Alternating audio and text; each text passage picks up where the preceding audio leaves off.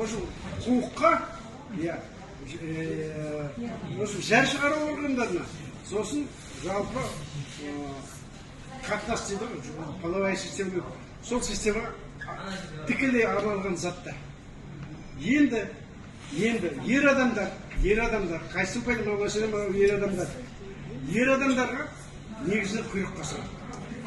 Құйрыққа жіберіңдер, жине бола берсін, тіпті дым да болмайды.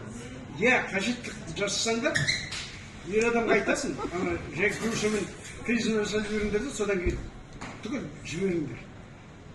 Не пайда болады? Ер адамның бойындағы ағзасындағы өзгерістерді жасап көреді. Геморрой болса, геморрой кетеді. Қалай болса да кетеді. Жаңағы кез келген қышымасының бәрі кетеді.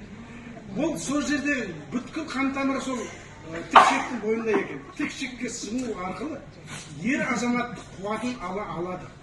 Ол қуат өз алдында кетсін. Таң қалғансаң, таң қал, енді бүттірсің ғой, пайдаланып.